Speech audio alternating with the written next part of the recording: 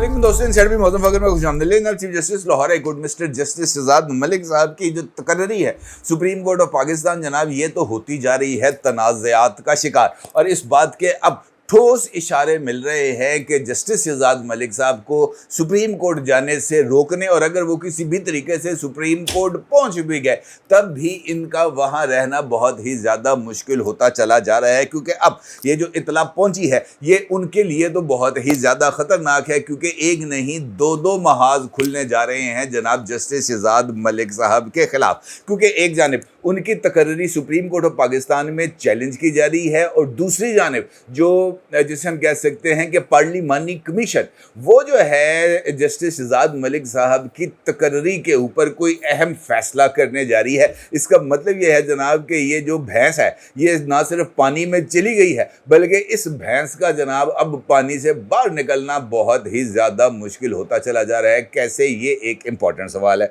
सवाल ये भी है जनाब कि जस्टिस शहजाद मलिक साहब की तकर्री को सुप्रीम कोर्ट ऑफ पाकिस्तान में चैलेंज करने से कौन से मकासद हासिल होंगे, जस्टिस शहजाद मलिक साहब की तकर्री को किन असूलों की बुनियाद पर चैलेंज किया जाएगा, और सबसे बढ़कर ये कि जुडिशल कमीशन की सिफारिशात को पार्लिमानी कमीशन रद्द कर सकता है या नहीं, ये भी एक इम्पॉर्टेंट सवाल है और इसके ऊपर बात करना बहुत ही ज़्यादा ज़रूरी है। ये बात किसी से ढकी छुपी नहीं कि जस्टिस शहजाद मलिक साहब ने जिस तरीके से लाहौर हाई कोर्ट को चलाया और जिस तरीके से लाहौर हाई कोर्ट के अंदर उन्होंने अपना सिक्का जमाया, और ख़ास तौर पर वकला के ख़िलाफ़ भी जिस तरीके से जस्टिस शहजाद मलिक साहब ने अपने मोमेंटम को बिल्ड किया और वकला की हड़तालों को चैलेंज करते हुए जनाब ये जो लॉर्ड जुडिशरी और हाई कोर्ट के जजेस हैं इनको काम जारी रखने की हिदायत की, तो उस मौके पर जस्टिस शहजाद मलिक साहब विलन बन गए थे जनाब वकला के लिए। लेकिन अब सूरत हाल में तब्दीली आ गई है, अब वही जस्टिस शहजाद मलिक साहब जो हैं वो वकला के लिए बन गए हैं हीरो, और इस तरह के हीरो के जनाब अब तो वकला उनके लिए चीफ तेरे जानिसार बेशुमार के नारे लगा रहे हैं। हद तो ये है कि जस्टिस शहजाद मलिक साहब ने इसी दौरान सरगोदा के इंसदाद दहशतगर्दी के अदालत के जज की तरफ से लिखे जाने वाली तहरीर के ऊपर बार काउंसिल से खिताब भी कर दिया, और उस खिताब के अंदर उन्होंने इदारों में मुदाखलत के हवाले से इस बात का इंकशाफ किया कि ये जो ख़त है ये सिर्फ जो जज है सरगोदा का उसकी तरफ से नहीं लिखा गया, बल्कि इस जैसे और भी खतूत मंजर आम पर आने के इम्कानात हैं। तो ये इस बात का इशारा था कि गवर्नमेंट के लिए आने वाले हालात कुछ ज़्यादा बेहतर नहीं। और ये वही टाइम था जब जस्टिस शहजाद मलिक साहब के हवाले से माजी में किए गए कुछ इकदामात सामने आने शुरू हो गए, और जनाब मतीउल्लाह जान साहब जो इस वक्त जस्टिस शहजाद मलिक साहब के बहुत ही ज़्यादा करीबी और बहुत ही ज़्यादा काबिल भरोसा, बल्कि अगर मैं ये कहूँ कि जनाब जस्टिस शहजाद मलिक साहब को हीरो बनाने में इस वक्त जब मतीउल्लाह जान साहब जैसे और दोस्तों का हाथ है, तो ये कहना भी कुछ ज़्यादा गलत नहीं होगा। लेकिन ये वही मतीउल्लाह जान साहब थे जिन्होंने सबसे पहले शहजाद मलिक साहब के हवाले से वीलॉग किया था, और उनकी साहबजादी शानज़ मलिक साहिबा के हवाले से किए जाने वाले इकदामात, उनकी तरफ से की जाने वाली एक एक्सीडेंट और उस एक्सीडेंट से 2 नौजवानों की हलाकत के हवाले से खबर भी जनाब मतीउल्लाह जान साहब ने ही ब्रेक की थी। और इस वीलॉग के अंदर जनाब मतीउल्लाह जान साहब ने बहुत सारी तफसीलात से आगाह किया था, और ये भी बताया था कि किस तरीके से मुबैना तौर पर जस्टिस शहजाद मलिक साहब ने इस मामले को काउंटर करने के लिए अपने असर रसूख को इस्तेमाल किया। लेकिन चूँकि अब टेबल टर्न हो चुकी है, जिस तरीके से माजी के अंदर असद तूर साहब जो हैं वो इजाजुल एहसन साहब और मुज़ार अली अकबर नकवी साहब को जिस तरीके से दशनाम का निशाना बनाते थे वो अपनी मिसाल है। लेकिन अब चूँकि जनाब टेबल टर्न हो गई है, लिहाजा अब भी असद तूर साहब के नज़दीक इजाजुल एहसन और मुज़ार अली अकबर नकवी से ज़्यादा पाकबाज, ईमानदार, अपराइट, आइन पसंद जज ही कोई नहीं है। तो ये इस तरह की कुछ सूरत हाल है। अब इस सूरत हाल में जस्टिस शहजाद मलिक साहब की तकर्री तो मुतनाज़ा तो हो ही चुकी है, इसके अंदर तो अब कोई दो राय नहीं है। अब इस बात की खबर आ रही है कि एक रिट पिटीशन है जो तैयार की गई है, और ईद की ये छुट्टियों के इख्तिताम के फौरी बाद ये जो रिट पिटीशन है ये दायर कर दी जाएगी सुप्रीम कोर्ट ऑफ पाकिस्तान में। लाहौर के एक अहम तरीन वकील ने जनाब इस रिट पिटीशन को तैयार किया है, और इस रिट पिटीशन में ये जो जुडिशल कमीशन है इसकी कार्रवाई की बुनियाद के ऊपर एक तो इस बात को किया गया है कि जनाब यहाँ पर डिफरेंस ऑफ ओपिनियन बहुत ही ज़्यादा था, और इस डिफरेंस ऑफ ओपिनियन की बुनियाद के ऊपर अक्सरियती राय की बुनियाद पर जस्टिस शहजाद मलिक साहब को लाहौर से इस्लामाबाद शिफ्ट करने का फैसला किया गया, जो कि پوری کی پوری اس سچویشن میں بہت ہی زیادہ متنازع اقدام ابتدا سے ہی کنسیڈر ہو رہا ہے۔ دوسری جانب اس درخواست کے اندر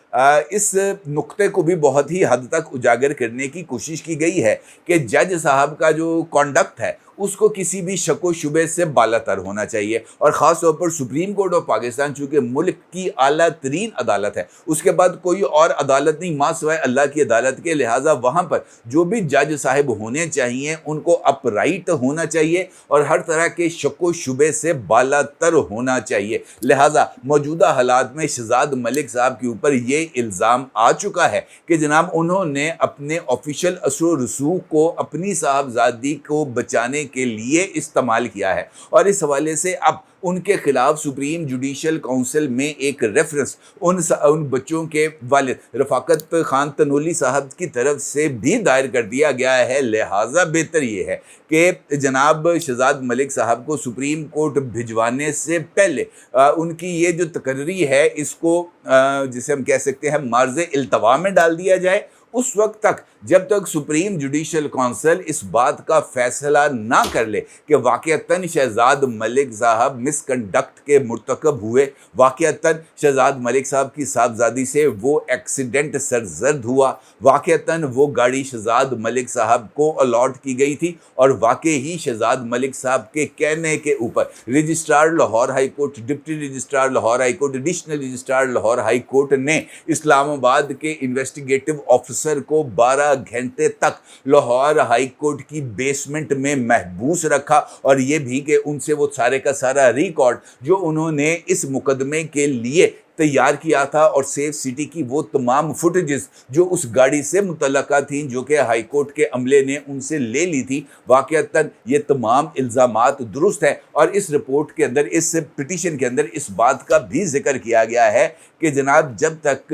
جناب شہزاد ملک صاحب اپنے اس ایکٹ سے اپنے آپ کو بری الذمہ نہیں کر لیتے اس وقت تک انہیں جوڈیشل ورک سے روک دیا جائے، یعنی ان کو بطور chief justice Lahore high court بھی افعال ادا کرنے سے روک دیا جائے جب تک وہ جو ہے بری ذمہ نہیں ہو جاتے۔ دیکھا جائے تو یہ ایک اخلاقی طور پر ایک درست جسے ہم کہہ سکتے ہیں کہ بات ہے کہ جج کو کسی بھی صورت شک و شبے سے بالا تر ہونا چاہیے۔ یہاں پر تو ہم نے ایسی مثالیں دیکھی ہیں کہ جج صاحب اپنے بیٹوں کے لیے پروٹوکول مانگتے رہے، جج صاحب تو سرکاری گاڑیاں مانگتے رہے کہ جناب میرے بیٹے نے لاہور سے امریکہ جانا ہے اور امریکہ تک میرے بیٹے کو جناب VVIP پروٹوکول دیا جائے، سفارت خانے کا عملہ اس کو جناب ریسیو کرے، سفارت خانے کا عملہ سفارتی گاڑیوں میں لے کے اس کو جائے۔ اس طرح کی درخواستیں لاہور ہائی کورٹ کے جج صاحبان کی طرف سے جناب وزارت خارجہ کو دی گئیں۔ نہ صرف یہ بلکہ جج صاحب تو PSL کی ٹکٹیں مانگتے رہے کہ جناب مجھے میرے بچوں کو میری فیملی کے لیے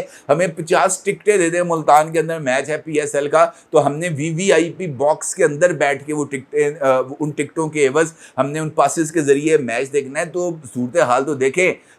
وہ جو ایک دور تھا جب یہ کہا جاتا تھا کہ جناب جج صاحبان جو ہے یہ تو شادی بیاہ کی مرن جینے کی تقریبوں میں نہیں جاتے کہ جناب وہاں پر ان کا سامنا لوگوں سے ہوگا، وہ اخبارات اور TV نہیں دیکھتے جناب کہیں وہ صورتحال سے انفلوئنس نہ کر جائیں۔ اب تو صورتحال بالکل مختلف ہو گئی ہے نا جناب، اب تو سوشل میڈیا میں زندہ رہنے کے لیے جج صاحب عدالتوں کے اندر ریمارکس دیتے ہیں تاکہ وہ سوشل میڈیا کے اوپر ان کے کلپ چلیں، ان کے جناب ٹویٹ چلیں، پھر وہی کلپس جو ہیں ان کی بنیاد کے اوپر TV پہ ٹکر چلیں، پھر انہی ٹکرز کی بنیاد کے اوپر خبروں کی وہ زینت بنے، اور پھر اس کی بنیاد کے اوپر رات کو 9 سے 12 کا جو بندر تماشا ہوتا ہے، جو ٹاک شوز ہوتے ہیں، وہاں پر جناب ان کے ریمارکس کے اوپر بحث ہو۔ اب تو ہیرو شپ کا مقابلہ شروع ہو گیا نا، لہٰذا یہ والی پٹیشن بہت ہی زیادہ اہمیت کی حامل ہے۔ دوسری جانب جو پروسیجر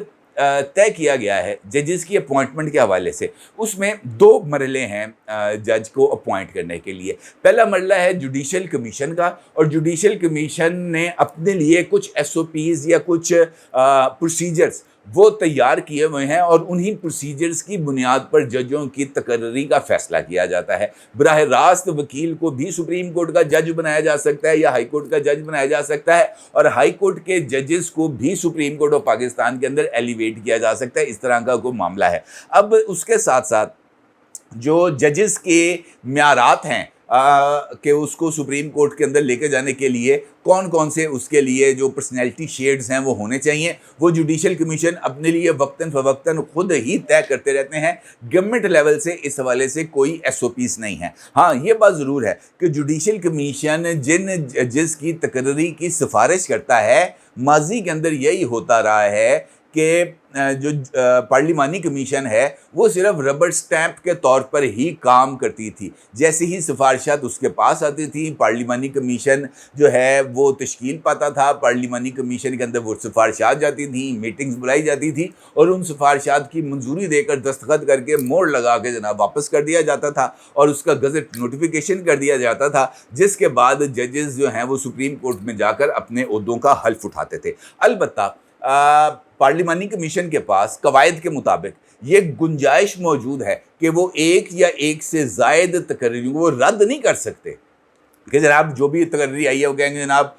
لے جائیں واپس، ہم نے اس کو منظور نہیں کر رہے اور دوبارہ آپ اس پروسیجر کو اڈاپٹ کریں۔ ہاں یہ بات اپنی جگہ پر موجود ہے کہ وہ پارلیمانی کمیشن جوڈیشل کمیشن کی سفارشات یا ایک جج کے بارے میں ہے، 3 ججز کی اپوائنٹمنٹ ہے، 10 ججز کی اپوائنٹمنٹ ہے، اس میں سے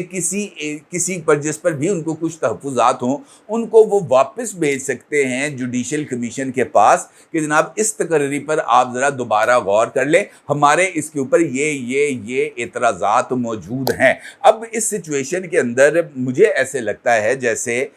جوڈیشل کمیشن بھی کچھ اس طرح کی اطلاعات ہیں کہ شاید جو ہے نا وہ ایک یا ایک سے زائد تقرریوں کے اوپر جوڈیشل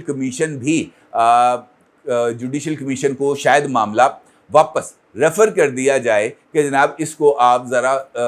جو ہے اثر نو دیکھیں، اور اسی دوران یہ پٹیشن بھی وہاں پر موجود ہوگی اور اس پٹیشن کے ذریعے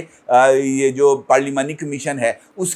کی ریکمنڈیشن کو سیکنڈ کیا جائے گا کہ جناب اب تو یہ بات پارلیمنٹری کمیشن کی طرف سے بھی آ گئی ہے، یہ پٹیشن بھی آ گئی ہے، لہٰذا اب اس تقرری کو ذرا روک دیا جائے اس وقت تک جب تک سپریم جوڈیشل کونسل اس کے اوپر حتمی فیصلہ نہ کر دو۔ دیکھیں بات جینون ہے، اس کے اندر کوئی دو رائے نہیں ہے کہ اگر واقعتاً وہ سب کچھ جس کا ذکر رفاقت نولی صاحب کر رہے ہیں وہ ہو درست ہے تو پھر شہزاد ملک صاحب اور ان کی جو صاحبزادی ہیں ان کو ملکی قانون کے مطابق سزا ملنی چاہیے۔ دیکھیں اس کے اندر تو کوئی دو رائے نہیں، لیکن اگر ان کے اوپر جو الزامات ہیں وہ غلط ہیں اور یہ جو کہا جاتا ہے کہ جناب ایکسیڈنٹ ہوا فلاں وہ جو میں نے بھی آپ کو تفصیلات بتائی ہیں وہ غلط ہیں، تو پھر جناب ان کو کلین چٹ ملنی چاہیے، ان کو عزت و وقار ان کا بحال ہونا چاہیے، اور جنہوں نے ان کے اوپر جعلی الزامات جھوٹے الزامات لگائے ہیں ان کے خلاف کارروائی ہونی چاہیے۔ لہٰذا جس طرح میں نے آپ سے گزارش کی کہ جج کو ہر طرح کے شک و شبے سے بالاتر ہونا چاہیے تاکہ اس کے فیصلے ہر طرح کے شک و شبے اور انفلوئنس سے ماورا ہوں، تو اس کے لیے ضروری ہے کہ جناب اس طرح کی چیزوں کو ذرا تھورلی دیکھ لیا جائے، ایک مرتبہ ذرا دیکھ لیا جائے کہ واقعتاً کیا یہ شکایات درست ہیں اور یا غلط ہیں۔ ایک مرتبہ اس بات کا فیصلہ کر لیا جائے تو پھر آپ بلا کریں، اس میں تو کوئی دو رائے نہیں ہے، بال آ گئی ہے سپریم کورٹ میں، دیکھنا یہ ہے کہ اب سپریم کورٹ اس کے اوپر کون سا فیصلہ کرے گی۔ اپنی رائے کو ضرور اظہار کیجیے گا۔ آپ کا بہت شکریہ، اللہ حافظ۔